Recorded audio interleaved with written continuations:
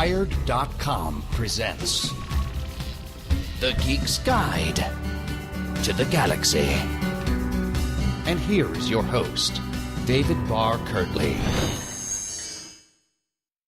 Hello, and welcome to episode 262 of Geek's Guide to the Galaxy. Our guest today is Theodora Goss. Her story Singing of Mount Abora won the 2008 World Fantasy Award for short fiction, and her work has also been nominated for many other major awards, including the 2007 Nebula Award for Pip and the Fairies. She's also the author of Octavia is Lost in the Hall of Masks, which won the 2004 Riesling Award for Best Long Poem, as well as the novel The Thorn and the Blossom, a two-sided love story, and the short story collection In the Forest of Forgetting. And we'll be speaking with her today about her new novel, The Strange Case of the Alchemist's Daughter. And now, here's our interview with Theodora Goss. All right, so we're here with Theodora Goss. Welcome to the show. Hi, how are you doing, David? I'm good. Okay, so your new book is called The Strange Case of the Alchemist's Daughter, and it was inspired by some of the research that you did for your PhD. So tell us about that. So I was doing this PhD, which is a crazy thing to do anyway. It just about killed me. And I wrote this 400-page doctoral dissertation, and it was on Victorian Gothic fiction and anthropology. But it was really about monsters.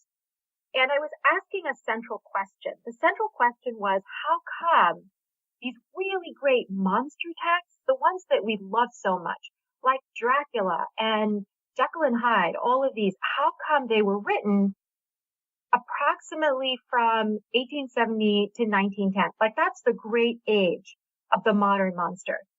And I thought, why is that? What was going on at that time? And, I gave this kind of complicated scholarly answer that had to do with the rise of evolutionary thinking after Darwin, but specifically the rise of anthropology. Anyway, that was all scholarly stuff. So I wrote this dissertation on all these monster stories. And there's something I realized that didn't really make it into the dissertation, but that fascinated me, which was that so many of these mad scientists, and the mad scientist becomes a really important figure around this time because there are a lot of scientists around. And a lot of people thought, ooh, science is really, really scary. What's going on here? So a lot of these mad scientists, somewhere along their trajectory, create female monsters. The ones I really noticed from the text that I was studying were like in the island of Dr. Moreau. Dr. Moreau creates a woman out of a puma.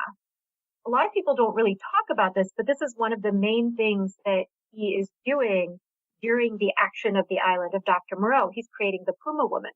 She never even says anything, but she's actually really important to the action of the text because she kills Moreau. She is the one who kind of drives the action of the island of Dr. Moreau. So she was fascinating. And then there were others in texts that people don't necessarily know about or know very much about, like in a Victorian era novella called The Great God Pan. There's a Dr. Raymond who creates this woman named Helen, and she has this power to communicate with the great god Pan, who's this power that's behind everything.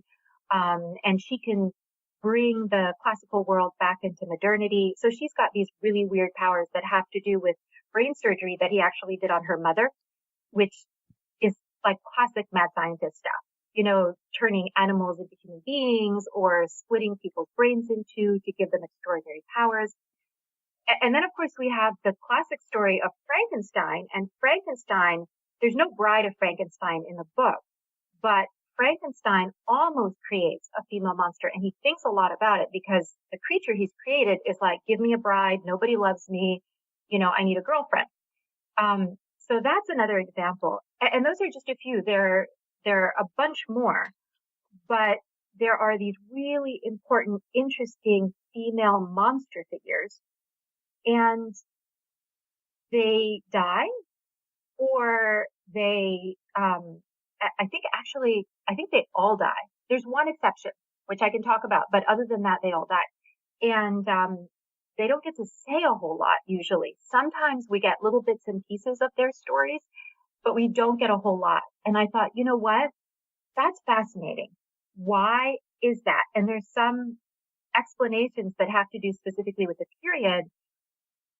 But what I really wanted to do was not write another academic paper or write another doctoral dissertation, for goodness sake, but I wanted to actually tell their stories. And so instead of turning my doctoral dissertation into a book, I wrote a novel, which is another 400 pages, which almost killed me too, but that's okay. But it was also so much fun. And so the novel is about 5 of these female figures, 3 of whom come from the literature and 2 of whom I created, but there's a reason I created them and created them the way I did.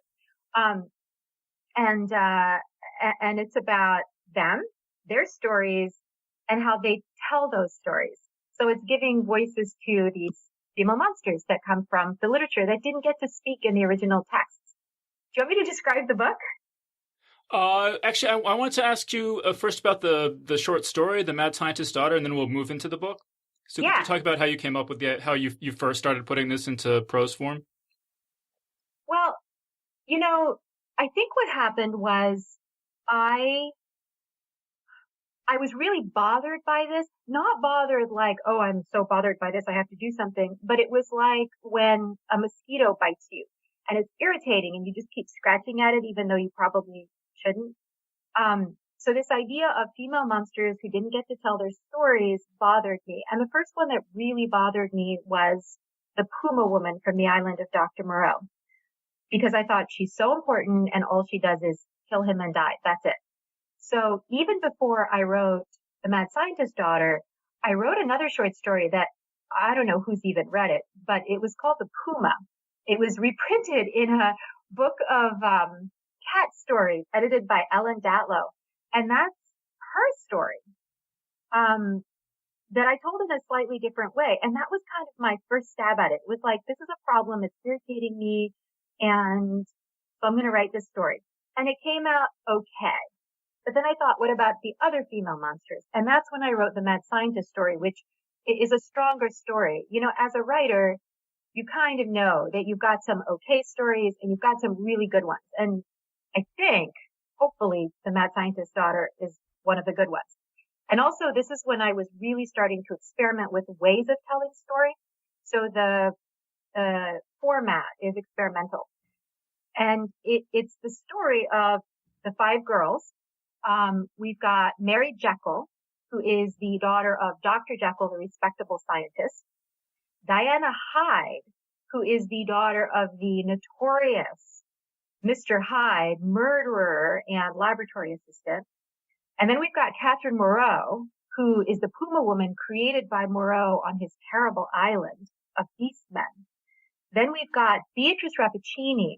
Beatrice Rappaccini comes from one of my favorite short stories by Nathaniel Hawthorne. It's the story of a woman whose father, Dr. Rappaccini, a great botanist, makes her poisonous. He has a garden of poisonous plants from which he makes medicines, and he has raised Beatrice to take care of his plants.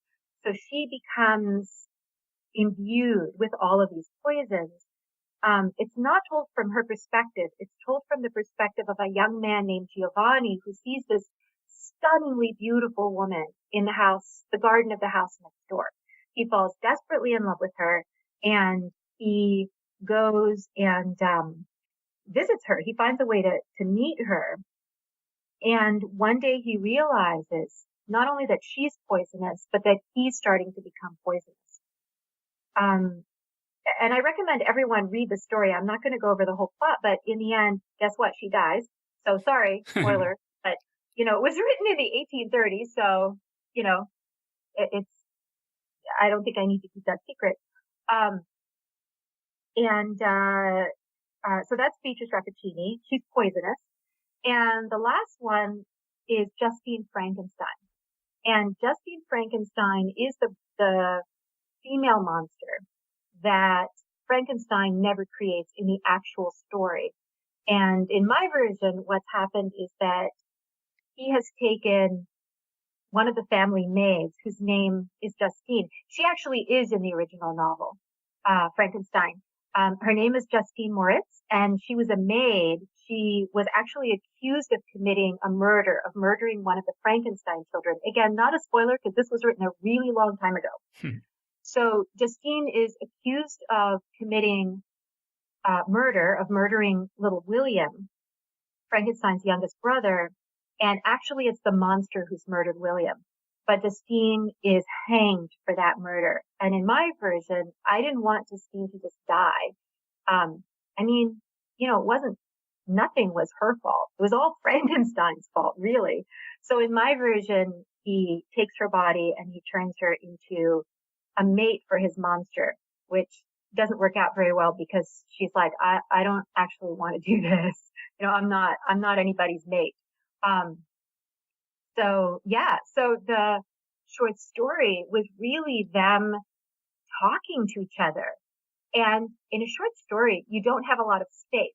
So it's experimental, it's their voices, it's them saying things about their lives, it's funny, but there's no real plot. And that's where I started. And did you mention Helen Raymond? Because she's in the short story as well. Oh,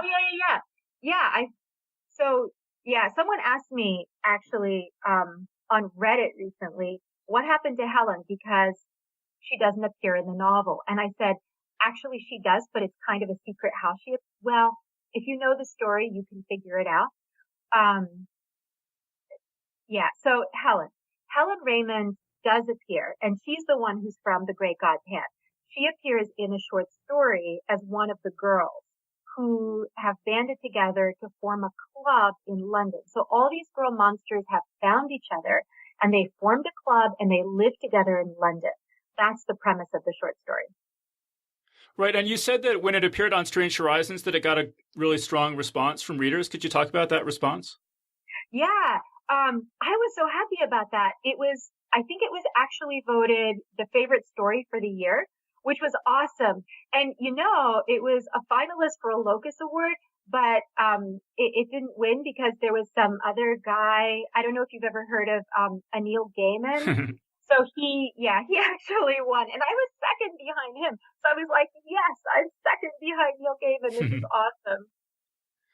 Okay, so that must have really encouraged you then to go ahead with turning it into a novel. It did. That encouraged me. And also, I felt like I hadn't told the entire story. Like there were things that I hadn't said. Because what I did in the story was say, okay, all of these girls have found each other. They're in London. They're living together. But how did they get there? So the novel, in a way, is really the prequel to the short story. Right. And you also include another well-known fictional character, Sherlock Holmes, right? At what stage did you decide to include him? Well, I think as soon as I realized that this was going to be a mystery, because you've got to have Sherlock Holmes. I mean, really what I did with this novel is I put in all the stuff that I want in a novel, and I want Sherlock Holmes because I've been in love with Mr. Holmes, since I was a teenager, because he's awesome. So as soon as I knew this was a mystery, I knew the first thing that was going to happen was that Mary was going to go visit Sherlock Holmes. Actually, I just realized where that idea came from. It came from looking at a map. So now I'm a teacher at a university, and I teach a lot of these texts. And one of the things I always have students do is look at the map at the beginning of Strange Case of Dr. Jekyll and Mr. Hyde, and I say, look, this is how realistic this novel is, that you can actually map out where the characters are going. And what I realized was that the place where Jekyll lives, presumably, because we're never given an address for him, we actually do get fairly specific addresses for some other characters. We don't know exactly where he lives, but we know it's right near Regent's Park. And Baker Street runs right down the other side of Regent's Park. So I was like, wait a minute, if Dr. Jekyll was around in the 1880s, around the time that novel was published, he would have run into Sherlock Holmes because the Sherlock Holmes stories were being published right around the same time. And they actually lived pretty close to each other. Yeah, that's really cool. I mean, did you ever worry that putting Sherlock Holmes in the story would overshadow the female heroes? Yeah, I did. I don't know. I just went for it. I mean, um, it wasn't so much that he would overshadow them because I knew that it was basically their story. I think what I was more worried about, or at least conscious of, is that a lot of people have written about Sherlock Holmes. And in a way, this is not my new take on Sherlock Holmes. What I did when I created this Sherlock was I really didn't create him. I went back and I read the old Holmes stories and I thought, okay, who do I think this guy is? I really wanted to go back to the original, partly because I think a lot of people misinterpret Holmes. There's this sense in which people say, oh, he's sort of he's kind of a sociopath and he doesn't feel anything, he has no emotions, and he doesn't even pay attention to whether the earth goes around the sun or the other way around. And I was like, you know what? Some of this is just misunderstanding things Holmes says to Watson to tease him, because Holmes has a sense of humor. It's this really dry, understated sense of humor. But if you've read all of the Holmes stories, and I've actually read all of the Holmes stories, you get a sense for the fact that he's a really nice, decent guy. He's got his quirks, and life is difficult for him in some ways. He doesn't fit very well into society. Someone like Holmes really wouldn't, but he is deeply humane. And so that Holmes was the Holmes that I took. And I thought, I'm not making this guy up. This is just the way I see Conan Doyle's Holmes. And I also love Conan Doyle. I've read a lot of Conan Doyle, including his poetry. Nobody knows he wrote poetry, but he did. So yeah, I was a little worried about including Holmes because he's such a traditional figure. And the thing I was even more worried about actually was getting details wrong. There are little details like what kind of gun he uses, or the Baker Street Boys, issues of timing. I had to create a timeline for this novel and try to make sure that I was matching up different things correctly. So that was more of a worry because there's so many people out there who love Sherlock Holmes and they know all the details. I mean, they've read all the stories too. And if I get something wrong, they're going to know. It's inevitable that I've gotten something wrong. So to all the Holmes fans out there, to the true fanatics, I have so much respect for you and I apologize in advance. You had to be sure that you got his toilet right? I sort of saw his toilet. I mentioned that somewhere and I guess you read it. So one of the things I did was I did a lot of research in London. I went to London twice over 2 summers and I walked around a lot.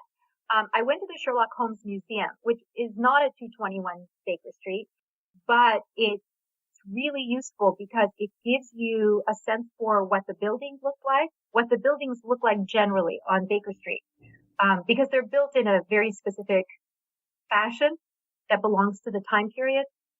And you can see how big the rooms were, like how many strides it would take to get across a room. You can imagine how full of just stuff Holmes's parlor would have been. And one funny thing I noticed was that the loo for the Brits was at the top of the house, which I suspect has to do with plumbing and water pressure and also smells. But I noticed that the toilet was a Victorian era toilet. And we think, oh, a toilet, it's just like this thing you want to hide. And it's this white porcelain thing that nobody wants to look at. It was beautiful. It had all these designs on it in blue transferware. It was this really ornate, gorgeous toilet. And I thought, you know what, in the Victorian era, when not a lot of people have indoor toilets yet, they must have been like, we've got a toilet. This is a beautiful toilet. We're going to make it look so great. And so then where else in London did you go for research? Oh, gosh. Let me think. I I went to Whitechapel. So a friend of mine gave me a tour, who lives in London, gave me a tour of Whitechapel, and it's very modern now, obviously, but you could see some of the old twisty streets. He did give me a tour of where the Jack the Ripper murders happened, and my 19th century London is not real 19th century London. It's imaginary 19th century London. It comes straight out of the pages of Jekyll and Hyde, out of Sherlock Holmes. And actually there are things that those authors leave out. For example, someone asked me at one point, someone who was a scholar, do you have any idea why Holmes never rides the subway? There was a subway around at that time. The subway had already, part of the subway system had already been built. Holmes never even thinks about taking the subway. And she said, it may have something to do with the class system, that Mr. Holmes would not take the subway. He's always taking cabs, which may be true. I mean, working people usually took the subway, but there are things about real London that those books leave out. So in my London, there weren't Jack the Ripper murders. Instead, there were these horrific Whitechapel murders. It's kind of like alternative history, but it's alternative literary history. So I went to Whitechapel. I walked along the embankment of the Thames to get a sense for what it's like close to the river. I went to the South Bank where something happened. I spent a lot of time walking around Hyde Park and Regent's Park. Some of what I did was actually time how long it takes to get between things. Central London is not as big as you would think, and you can walk. It's sometimes a long walk, but you can walk between, like, the British Museum, for example, and where Mary's house is located, which is 11 Park Terrace, which doesn't really exist, but it's based on some houses actually close to Regent's Park. The place I went that was actually my favorite was Lincoln's Inn Fields, but right next to Lincoln's Inn Fields, there's the Royal College of Surgeons. And that has the Hunterian Museum, which has anatomical specimens from the 19th century, this huge collection, which is fascinating and creepy. And so there were scenes that have to do with Beatrice that take place there. And I went and I saw the layout of the building, and I looked at some pictures of what it looked like in the 19th century, because the interior has all been changed. Actually, my favorite spot, one of my favorite parts of writing the novel, happened when I walked around that neighborhood, and there's a row of houses across Lincoln's Inn Fields from the Royal College of Surgeons, and I went behind those houses because I wanted to see what the alleyway looked like. There's a scene that takes place in that alleyway, and I was trying to figure out how in the world to write that scene. And I saw a drain pipe, and I thought, oh, right, exactly, external drain pipes, because the houses were built 100 years before. And so all the plumbing actually ends up being external, or a lot of the plumbing. And I thought, okay, that's the drain pipe. That's the way that this particular scene is going to happen. So I found a drain pipe. I was so excited. Did they really have Charles Babbage's brain in a jar? Yeah, they do. And the Irish giant, I'm sorry, I've forgotten his name, but this was someone who had a genetic condition that made him grow very tall. He was known as the Irish giant, and they have his skeleton. All of the details like that, those are real. And street names.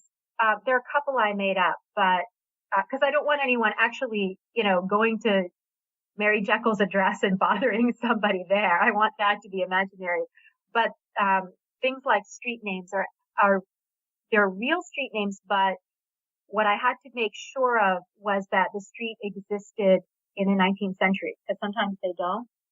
So one of the funny things about writing this book is that there were days when I would be crawling around the floor on maps, and I would have a map of modern London, and also a friend gave me a map of London at different, it's actually like 3 maps. I have maps from different time periods.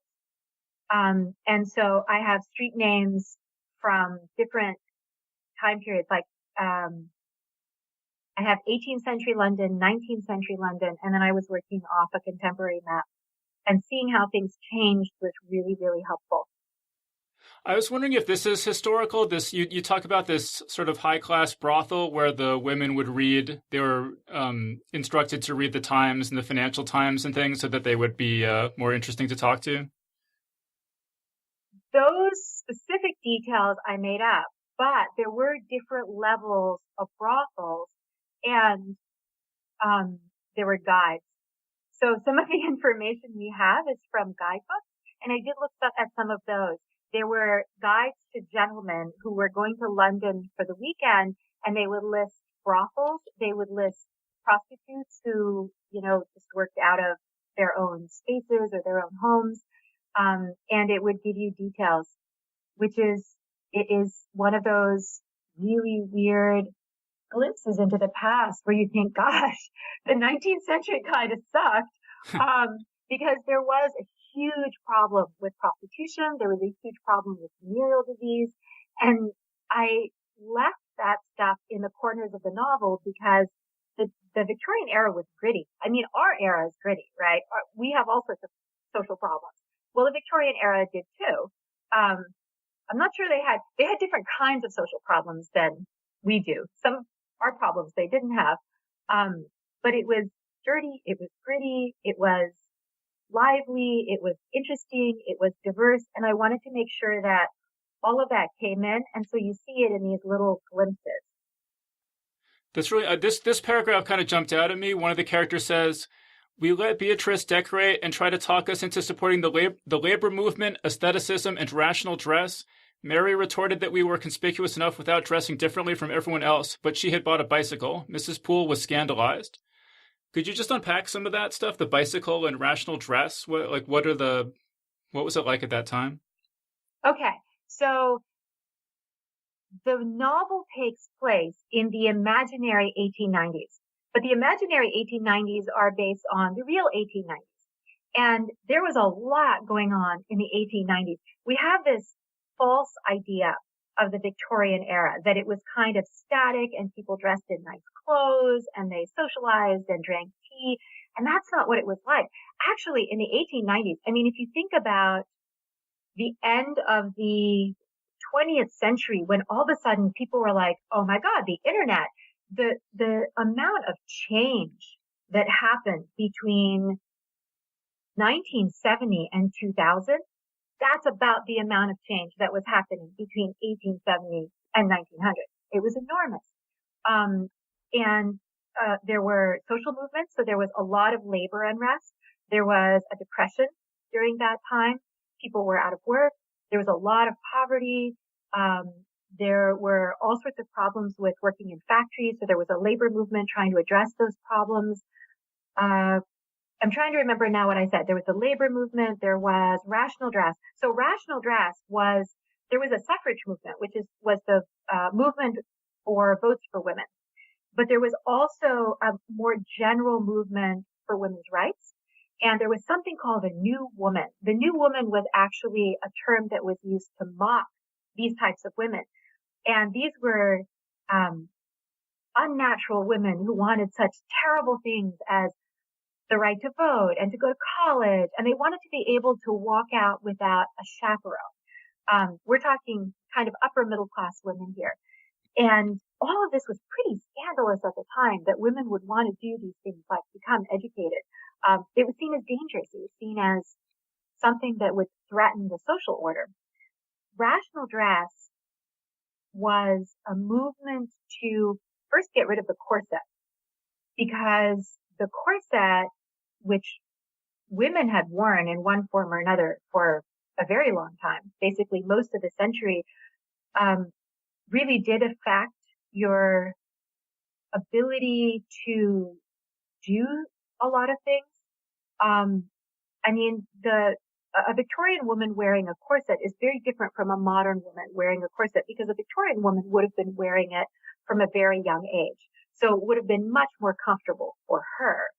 And the rationale for a corset at the time was not just a fashion rationale. It was thought that women's bodies were weak and they needed support.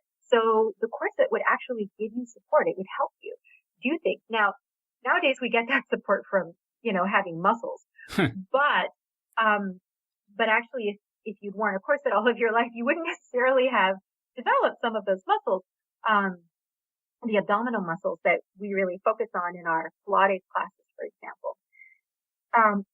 The idea behind rational dress was partly that the emphasis and also the pressure would be taken off the waist, and it would be, the emphasis would be more on the shoulders. The dress would hang from the shoulders, and it was not tight on the waist.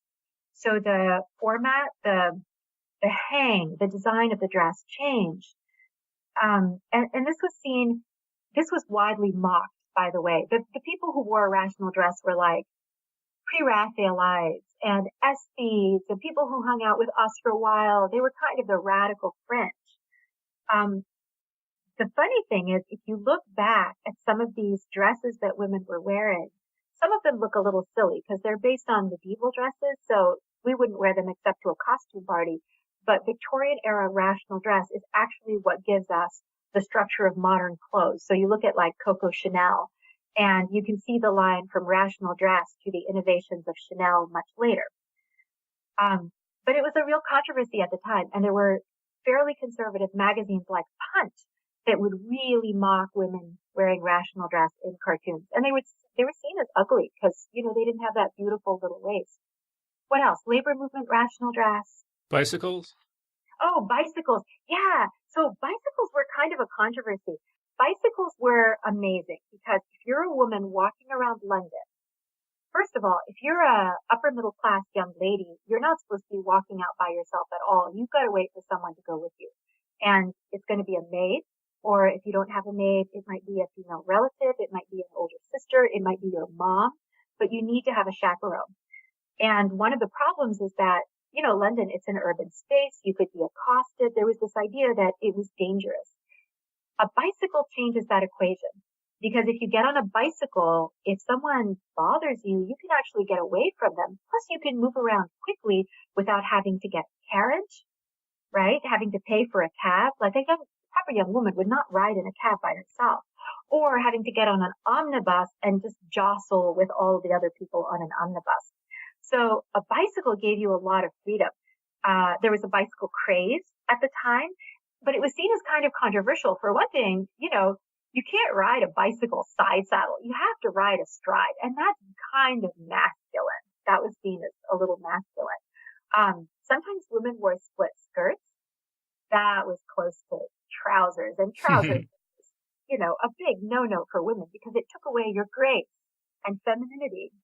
So bicycles were controversial. Someone a little old-fashioned like Mrs. Poole would be a little concerned about a proper young lady like Mary Jekyll riding a bicycle, but she does it anyway. Well, I mean, given all those social conventions, is it challenging at all then to write a kind of a mystery adventure story, given all those restrictions on what women are supposed to be doing? There's this scene in the book, and I don't want to, so no spoilers. This is spoiler free, but I'll tell you about the scene. What happens is that Mary wants to go solve something with Sherlock Holmes. And Mrs. Poole's like, "You're not getting in a train alone with a man." "I don't think so. I'm coming with you." So Mary wants to go solve a mystery. She's got to bring her housekeeper along, right?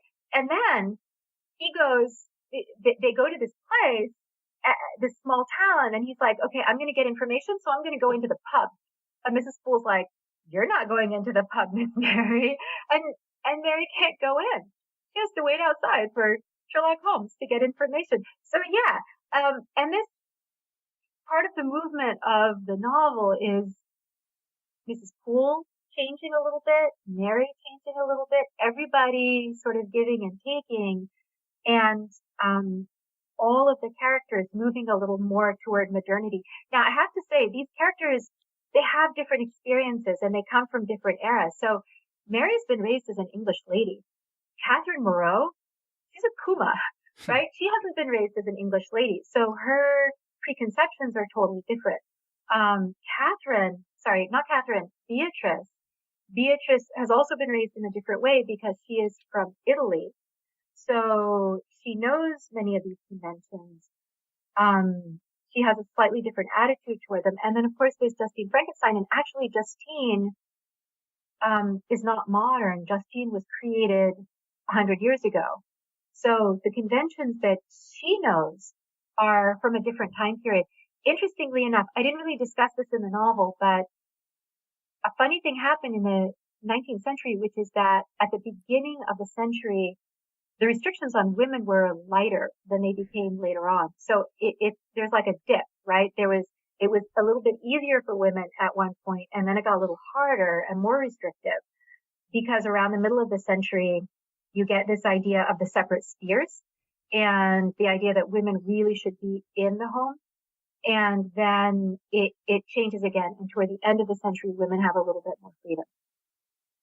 Yeah, it was interesting. I heard you say in an interview that there were no travel restrictions crossing borders in Europe for a time, and then the restrictions came in, and then with the EU, they went out again, and that it's a sort of cycle. Yeah, that's for the second book. So for the second book, the research was even more difficult. And so there is a second book. So the first book, everyone can go read now. The second one will be coming out next summer. And I'm currently working on revisions. So yay, fun. It is fun, but revisions are also hard. But in the second book, these characters, these female monsters of mine, have to go solve a mystery in Europe. And so they have to cross the British Channel and venture into the Austro-Hungarian Empire, which meant that I had to do a whole another big lot of research that had to do with the Austro-Hungarian Empire at the end of the 19th century, which was fun because I went to Vienna. I walked around Vienna. I did the exact same thing that I had done in London.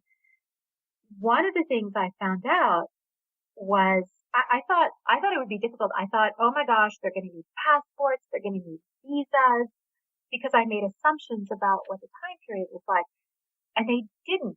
There had been more passport restrictions earlier in the 1800s, and then they were actually taken away. It was really easy to travel around Europe right around the end of the 1800s. You didn't necessarily need a passport. You could get one. There were passport offices. You didn't need visas. Travel was really easy. And then you get World War One, and World War One is part of the reason that the borders start closing. It starts right before World War One. The borders start closing. It gets much, much harder to travel. And so where we are now with the EU, that's actually where we were 100 years ago, which is ironic.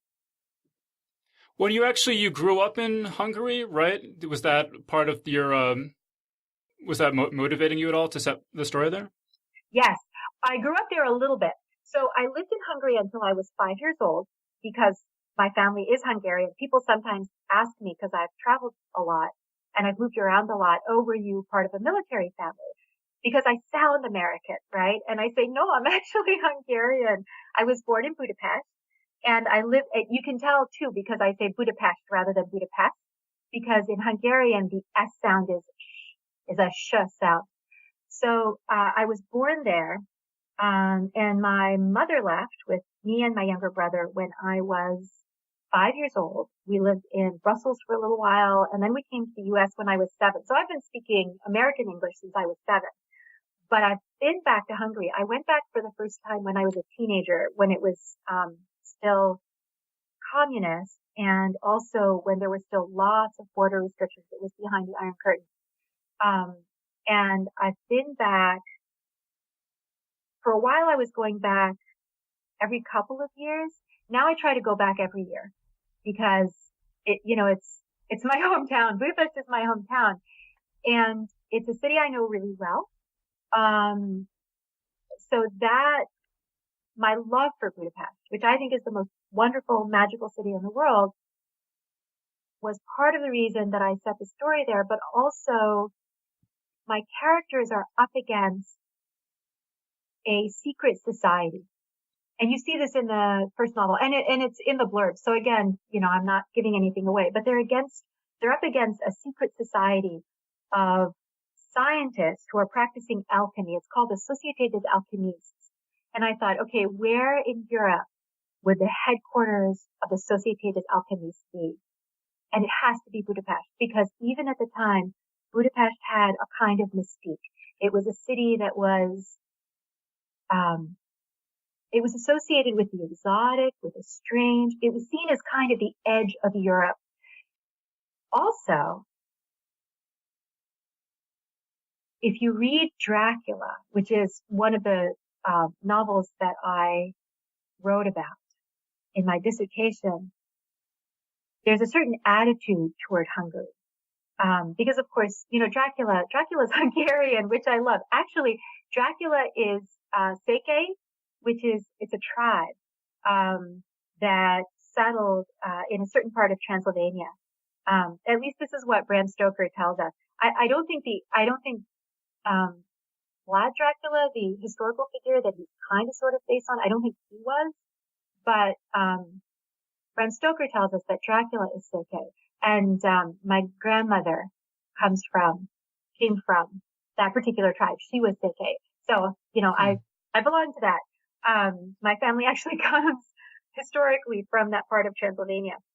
And so the reference to Hungary as this very exotic place and a place of monsters, and that part of the world in general, Hungary, Transylvania, etc., that's already in the literature. And so even though I personally love Budapest, it comes from the original books that this was the exotic location where monsters ultimately come from. Are there any additional literary sources that you're drawing on in the second book that weren't in the first one? Yes. Is it a spoiler to talk about them? Let me think. Hang on just a minute. I don't want to give too much away. I'll give you the really obvious one because it's set up in the first novel. You can already tell, but there's a lot. I'm going to be drawing on Dracula. So let me think if there's some others. Yeah, I'm not going to tell you about those yet though, okay. But I will tell you that we are going into Dracula territory.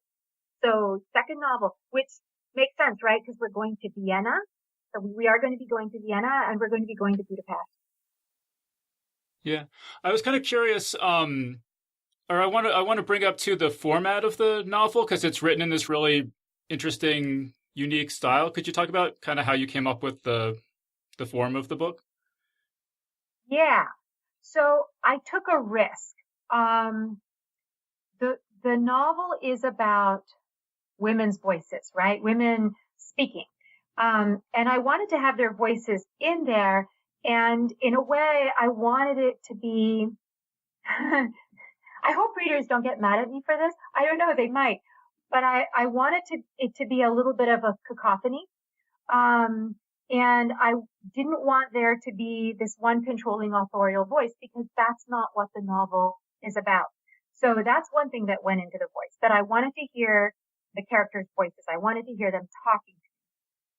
The other thing that went into it is that if you look at these monstrous texts from the Victorian era, the monstrosity isn't just in the fact that they're monstrous characters.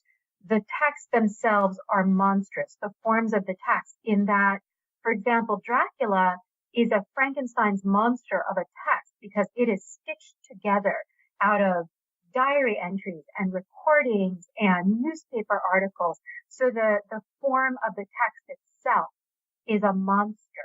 And when I say monster, there's a technical definition of a monster that comes from a book called On Monsters, an Unnatural History of Our Worst Fears, written by a wonderful scholar named Stephen Asma. And he says that monsters are creatures that embody a kind of categorical mismatch, meaning that their different parts don't fit together. We think something is monstrous when the parts don't fit. We're like, what is this? Right? And different texts are monstrous in different ways. Dr. Jekyll and Mr. Hyde is monstrous in that it's a frame narrative, but the frame doesn't end. There's no closing frame. If you look at the forms of these original novels, they're all playing with form. So I had to too, and I wasn't sure how to do it. I knew I wanted extra information in there, and one way of doing that happens in one of my favorite novels in the entire world, which is Jonathan Strange and Dr. Norrell. And what Susanna Clarke does in that novel is she has footnotes. I love the footnotes. I don't find things like that annoying because I guess because I'm a scholar and I love reading footnotes, but she has different histories going on and different stories going on in the footnotes. I didn't want footnotes. Also, she'd done it. Like, I'm not going to compete with Susanna Clarke because she's awesome. But I wanted the voices of the girls speaking. And that's what I had done in a short story.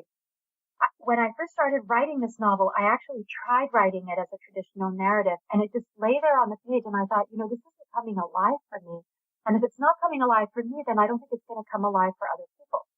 So what happens is that the narrative itself is actually written by Catherine, who's a writer. She didn't just write this book. She also writes other books. She writes short stories. She tries to make money from her writing. And she's kind of a pulp fiction writer. So she's writing this book to make money. But the other girls are in the room with her, or they come and go as she's writing this book, and they look over her shoulder and they comment on it. So sometimes the narrative is interrupted by two of the other characters having an argument in the middle of a scene. And then Catherine says, "Why are you interrupting my narrative?" So it's almost like a novel that's interrupted by little bits of script. And I knew I was taking a chance because I knew that some readers would go, "Wow, this is annoying. Someone keeps interrupting this dream of a story." Because that's what a story is. It's like a dream that's going on in your head, or a movie that's playing where your head is the movie theater. But I wanted to take that risk because I thought it worked. I thought it fit. I knew some people wouldn't like it. And in the end, the kind of annoyance you might feel at being interrupted is also the annoyance that Catherine feels at being interrupted in the story that she's writing. There's one other point I wanted to make about this. And it's gone out of my head. I'm not sure what it was. Oh yeah, it had to do with, so this is where my kind of professor hat, my literary crit hat goes on. But there's a term that comes from a critic named Bakhtin, and he talks about the carnivalesque. And a novel is carnivalesque when it allows multiple voices, and sometimes those voices are contradicting each other. And the carnivalesque, it's not necessarily a new form, but I think of it as something that modern writers do a lot, that they don't have that kind of controlling voice as much. It's the Jane Austen voice. Jane Austen was the absolute mistress of this voice, which is the voice of the narrator that leads you through the story and makes the judgments for you. And she does it very well. You don't want to compete with Jane Austen. But what modern literature does is tries to break up that omniscient voice. And so I was playing with form as much as I was playing with content. Yeah, it's really interesting because there are parts too where Catherine will kind of say, "Well, I wasn't here for this, so Diana will have to write this part, and then I'll go back and kind of fix it up with my pretty writing and make it sound like the rest of the story." And the people will say, like, "Oh, I like the writing style here," and it sounds like things like that. It's really interesting. There's actually a part I wrote in the second book, again, no spoilers, but where Mary is in a garden and she mentions the flowers that are growing in that garden, and someone interrupts and says, "Mary doesn't know the names of those flowers." And Mary says, "No, I don't know the names of those flowers." And Catherine says, "Yeah, but I'm in Mary's point of view, so I can't just jump to somebody else's point of view to name the flowers." So it, in a way, I was struggling to write a novel. This is a really complicated novel to write. Writing a novel is really hard. And so the struggles that I had writing a novel are the struggles that Catherine has. And what I've done that's different is that I haven't written over those. I haven't papered over them. I'm explicit, right? It is in fact hard when you want to describe something, but you're in a certain character's head and that character wouldn't notice that then. Like, what do you do? Actually, you could pull a Tolkien. There's a moment in, I think it's the first Lord of the Rings book, where he quickly jumps into the head of a fox and then jumps out again. And you're like, wait, what? All of a sudden, we're seeing the hobbits from the fox's point of view. And then the fox goes off and like he has nothing to do with the narrative. Well, and the characters are kind of genre aware too, because right at the beginning, Mary's looking in the mirror and thinking about how she looks like a monster. And then the characters say something like, "Oh, I don't believe you really looked in the mirror and thought that." She's like, "No, but in this kind of story, the monster always has to look in the mirror and, remark on its monstrous appearance and things like that." Yeah, there's some things in this story that are. Sorry, Catherine. That's probably Catherine. Yeah, that is Catherine, because she's talking about how to write a book about monsters, right? There are some things in here that are kind of little jokes that nobody's going to get. I mean, I don't even know why I do this, but I do. So for example, that's one. Oh, the name of the book. The Strange Case of the Alchemist's Daughter. I mean, there are people who complain about there being so many books about so-and-so's daughter, right? It's the beautiful something's daughter. And I was like, yeah, but I want to, this is almost like a joke on that, because in a way it really is, it's a book about being a daughter and the daughter of a mad alchemist or scientist. But I wanted to play with the fact that that is a bit of a cliche. How you write a book about monsters, I wanted to kind of play with that. And also, one of the things you're told never, ever, ever to do as a writer is have a character describe herself by looking in a mirror. I'm like, I'm going to start with that and get it out of the way. My character looks in the mirror because she's a monster, and then Catherine justifies it. There's the level this goes to, just so you know, is nobody's going to care about this, but the butcher. There's a point at which Mrs. Poole complains about having to pay butcher's bills, and she talks about Mr. Biles the butcher. And actually, that comes from a letter written by Stevenson himself. He was talking about how he really needed to get more writing done because Biles the butcher needs to be paid, and his bills are, piling up. So that was actually, it was either Stevenson's actual butcher, or he was making a joke too. I don't know. Yeah. What do you think about other books and shows and things that have dealt with these kind of Victorian monsters, like Penny Dreadful or League of Extraordinary Gentlemen? Or I don't know if you know the Roger Zelazny novel, Night in the Lonesome October. What do you think? Do you have any thoughts about any of those? I've heard of it, I haven't read it. I love League of Extraordinary Gentlemen. I thought that was so much fun. I haven't read all of them, but I love the way it was done. There weren't enough girls, or there weren't enough women, which is one of the reasons I wrote my book, because I feel as though they always focus on the men. And I actually heard just yesterday that BBC is planning to do another Dracula, and I'm all for more Draculas because I love Dracula too. He's another one of my literary crushes, but it's yet another of these narratives from the male perspective, and I thought I really wanted to look at them from a female perspective. For the most part, I really love them. There are some where I feel as though, naming no names, but there's some where I feel as though people aren't really engaging with the original material. And if you love the original material and you respect the original material, you kind of owe it to that material to really be in conversation with it. Like, you don't just want to take something. If you've got a friend, you don't just want to take stuff from that friend. You want to say, hey, can I borrow this from you and I'll give you something back too.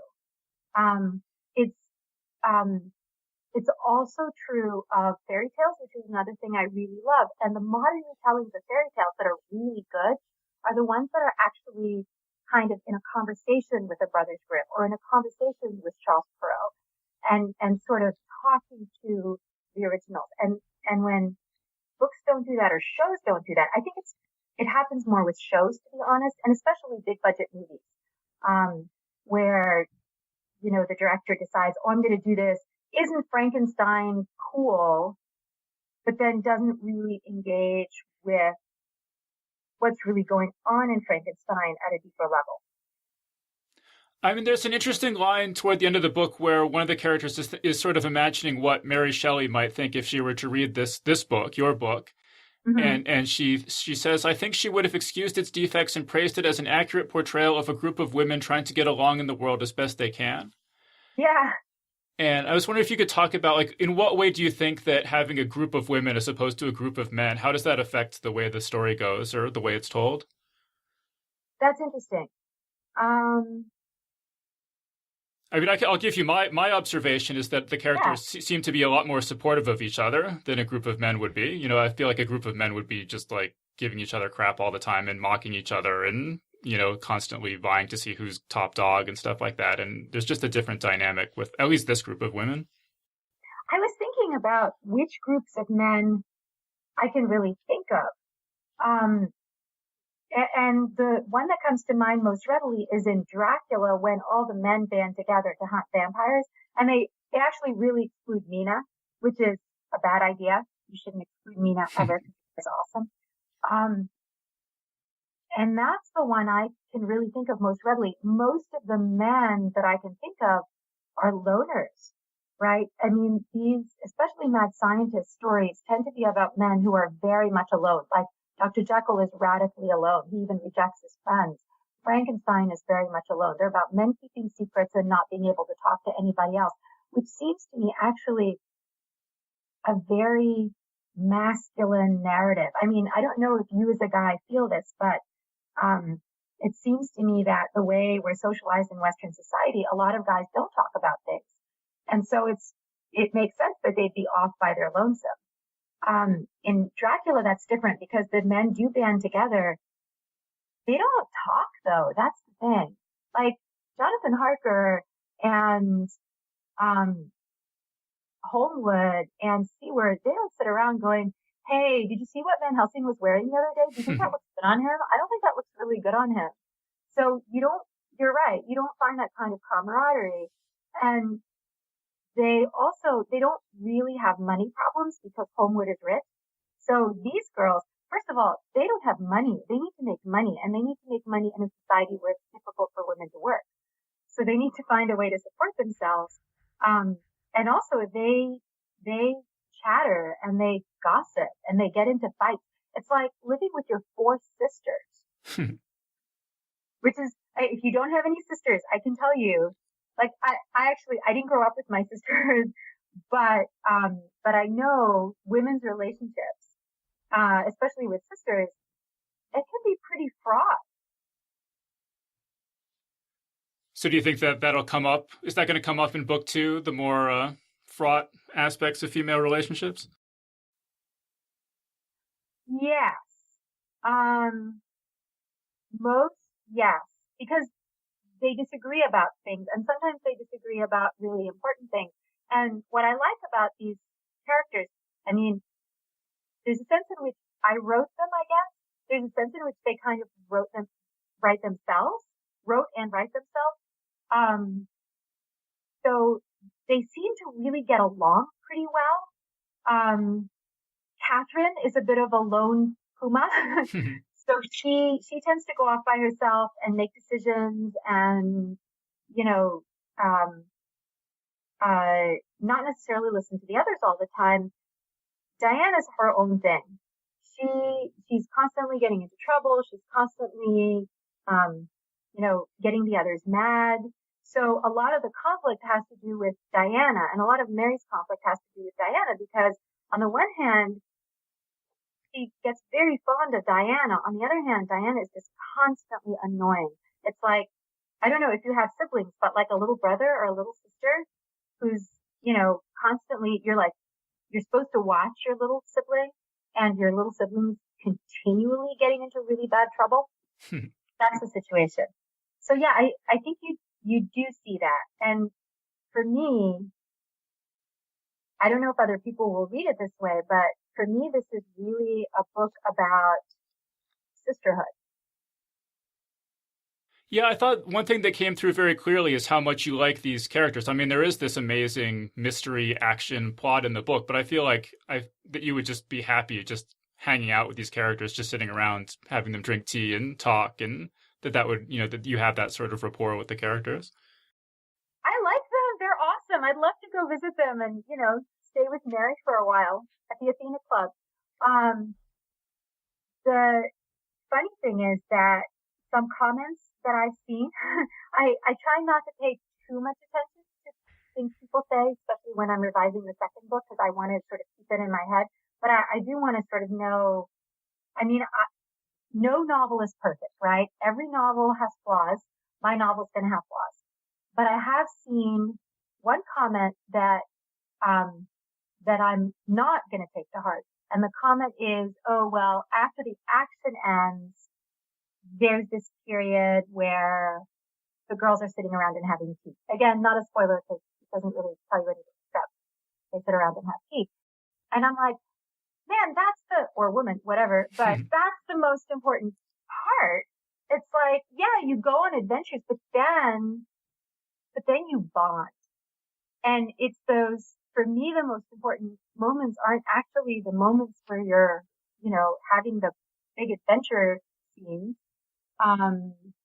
It's the moments when you have characters that are sitting around and they're talking and they're getting to know each other. In a way, what I did was use, and again, this could be something that people don't like, but I tried to fuse two different ways of writing and thinking about writing. One is this kind of pulp sensibility, which is like, yes, let's like go off and have adventures and defeat monsters or be monsters. And then the other was a realistic novel about women living in the 19th century and getting along and trying to get along while they're all, working together, getting to know each other and the tensions. And that's actually, that could be a realistic book. And it's wedded to the pulp stuff. And the two things, I hope I put them together reasonably well, but there's going to be a tension there. And I'm sure some readers are going to feel it. One thing I wanted to ask you is you mentioned that a lot of these classic monsters all sort of arose around the same couple of decades, but actually, I mean, Frankenstein and John Polidori's The Vampire, the first modern vampire, the first big one, was like literally at the same party. There's definitely something going on at this time. Yes.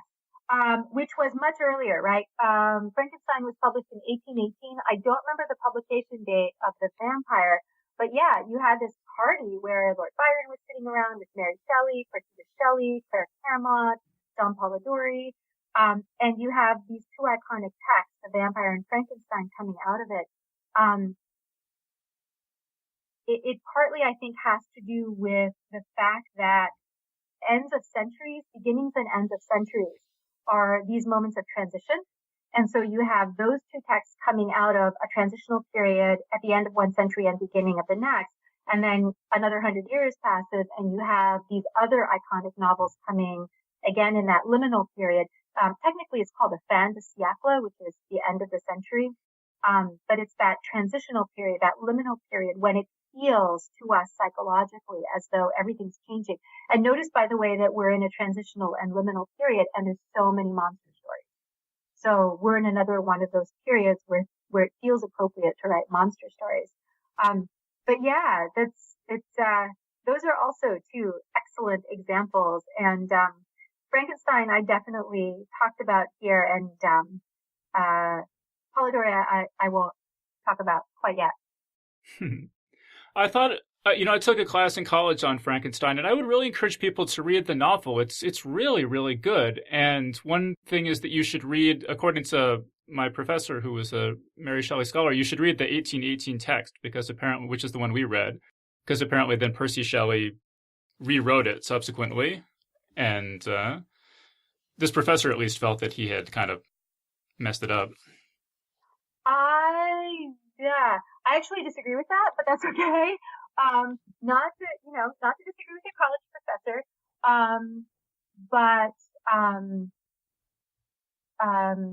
One of the things I wanted to make sure and do in this novel is kind of make clear how much I owe to Mary Shelley, because Mary Shelley is one of my idols. So it was sort of like, if Catherine bows down to Mary Shelley, it's because I'm bowing down to Mary Shelley.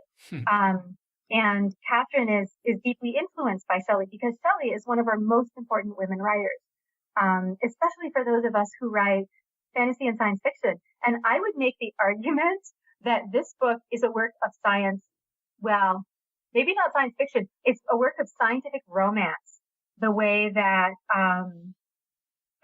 H.G. Wells used that term, because everything in it is completely plausible if you accept Victorian notions of science, which are very different than our notions of science. It's like Victorian science fiction. Yeah, I wanted to make sure that we gave Mary Shelley her due. So she's deeply influential on Catherine herself. And I would say, yes, absolutely read Frankenstein. Frankenstein the book is so much more complicated than any movie version could possibly be. It's so smart. It's so interesting. Frankenstein's monster is such an interesting character.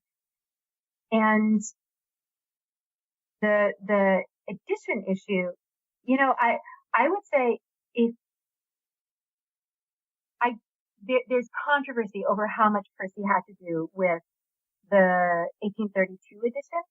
So I don't know, how much he actually changed.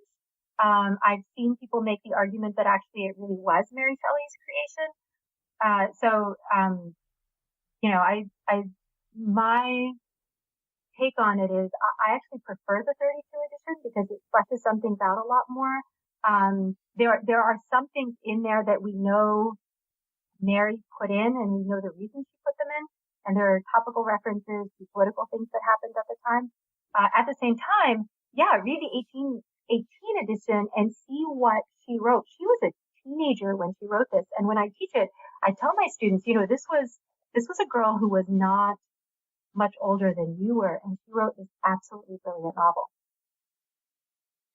Yeah, the way I remember it was that the 1818 version came out and people had said that it was grotesque and that it was not sufficiently pious and stuff like that. And it had been rewritten in some ways to emphasize that Dr. Frankenstein had transgressed against God, which was not really such a huge point of the original text.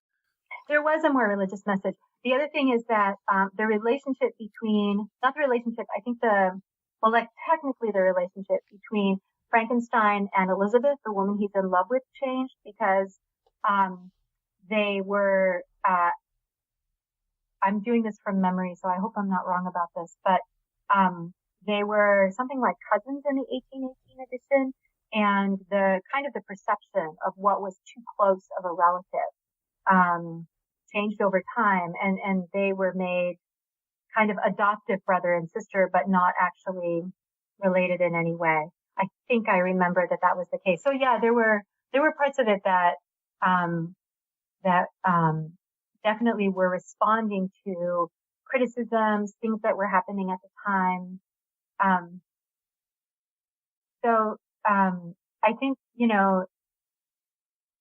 read both. I'm sure everyone has their sort of favorite version, and they're both fascinating. Do you have any other tips or like things people should keep in mind if they go back and read Dracula or Jekyll and Hyde or any of these kinds of books? I mean, the main thing I would say is go back and read them because you're going to be surprised. You think you know them and you don't.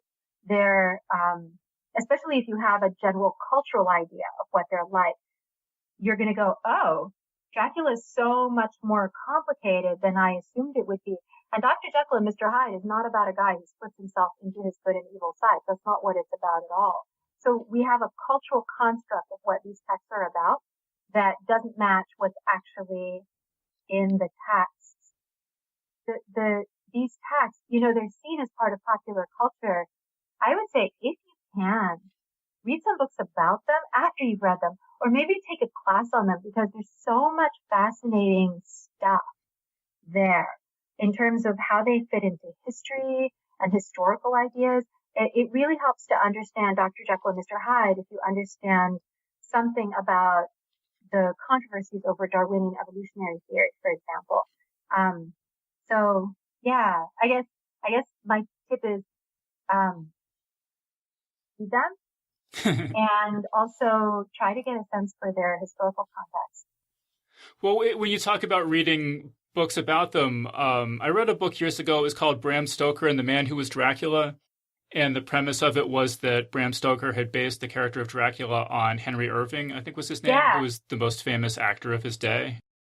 Yeah, and he was a good friend he was a good friend of Bram Stoker's, but he was also Stoker's boss because Stoker lived in London and he was actually the manager of the Lyceum Theater that was Henry Irving's theater for many, many years.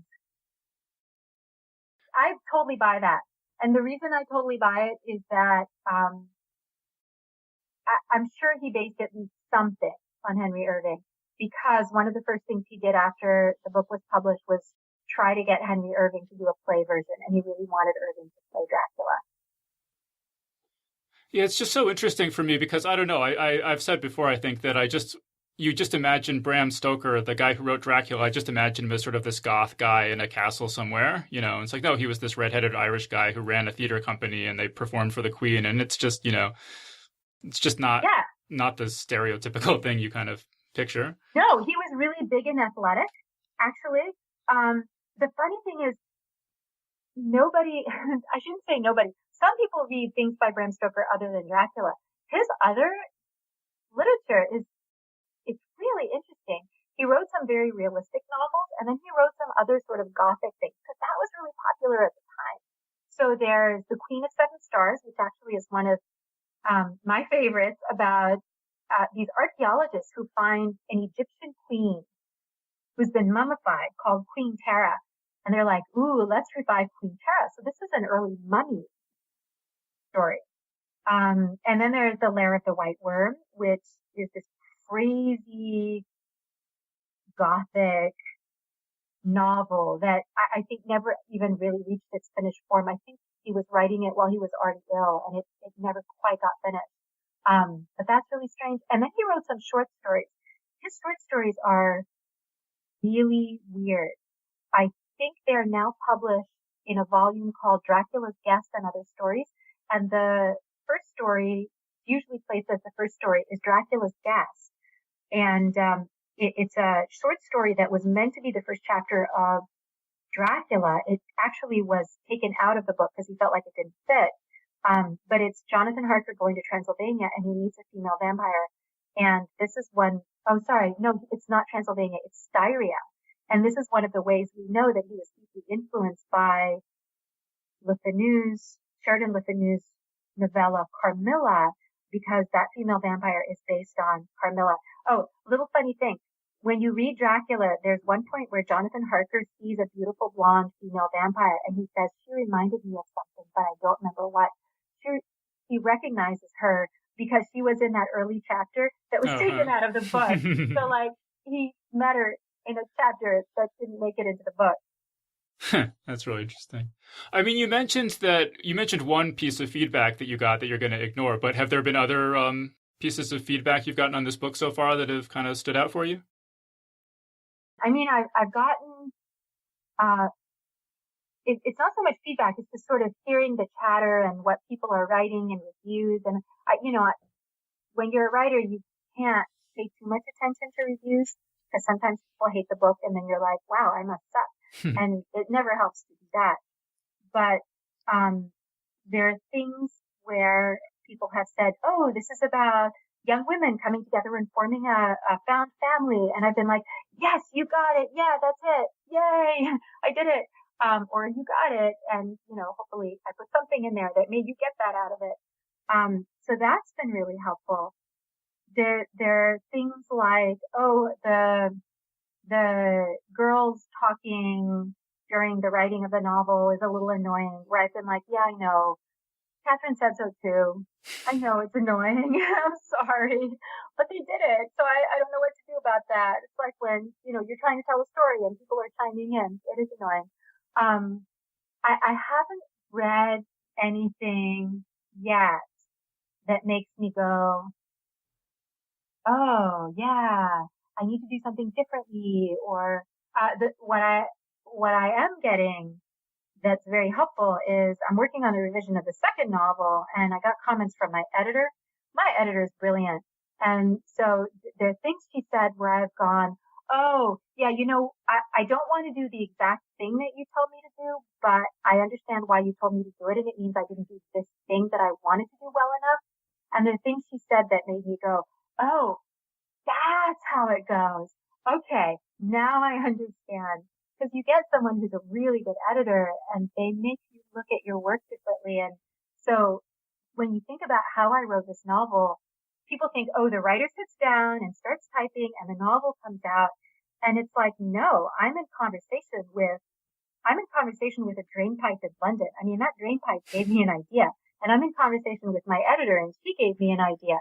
And the first novel, I gave part of the novel to my writing group, which included these amazing people. The people who looked at it were Celia Sherman was there, Ellen Datlow was there, Claire Cooney was there, Kat Valente was there. Those were the 4 people that I gave an early draft of this to.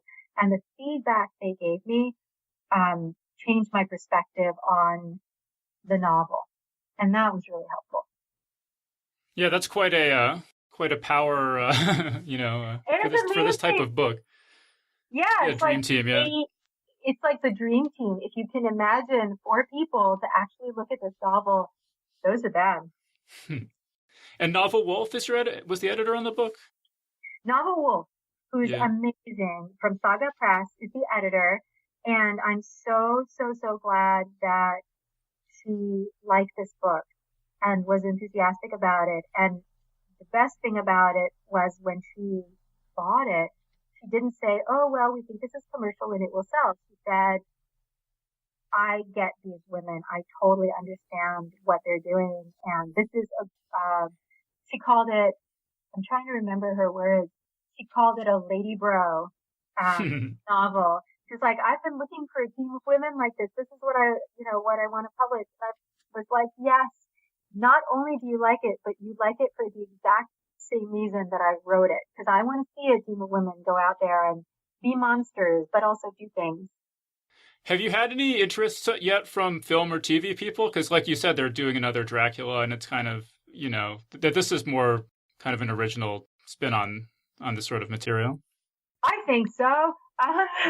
That's what I would say to the people doing yet another Dracula. Yes, I will say that yes, we've had some interest. I'm always, what they tell you when you're a writer and what writers tell each other is, okay, so someone optioning something only means that something's been optioned. It doesn't mean anything else. There's so many novels out there that get interest from film companies, and somebody options something and it doesn't necessarily mean anything. It doesn't mean it's actually going to be produced. So I will say, yes, we have actually had interest, which has been wonderful.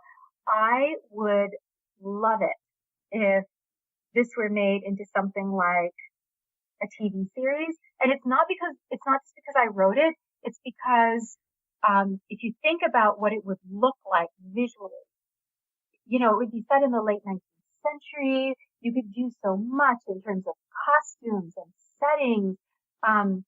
It could be gorgeous, just even apart from the plot line. But the other thing is, people talk about how there aren't as many good roles for women as there should be.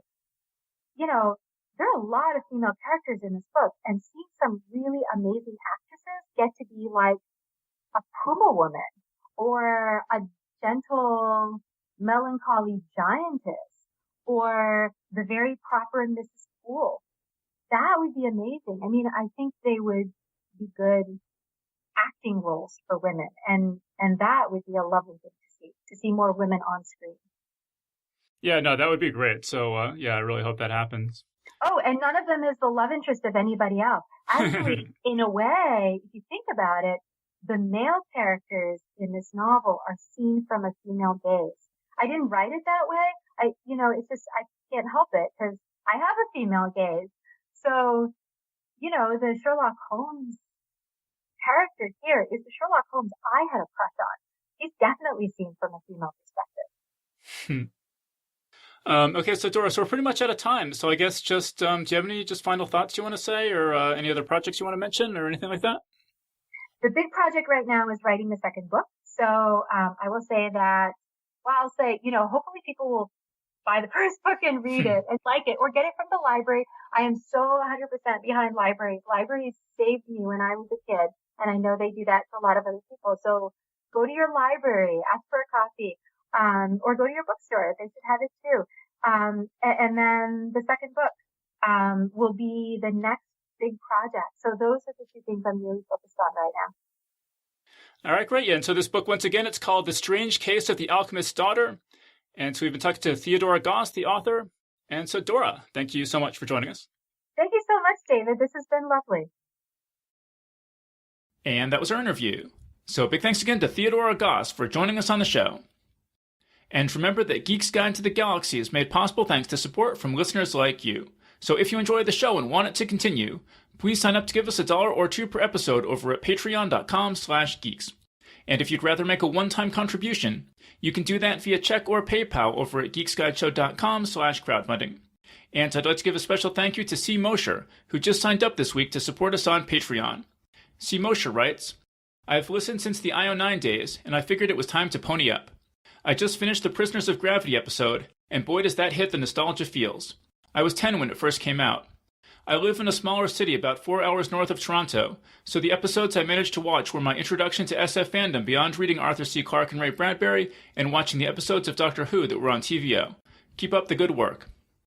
So special thanks again to C. Mosher for supporting us on Patreon and for writing us that nice note. And as always, big thanks as well to everyone else out there who's contributed. We really appreciate it. Alright, so that was our show. So thanks everyone for listening, and we'll see you next time. The Geek's Guide to the Galaxy is a production of Wired.com.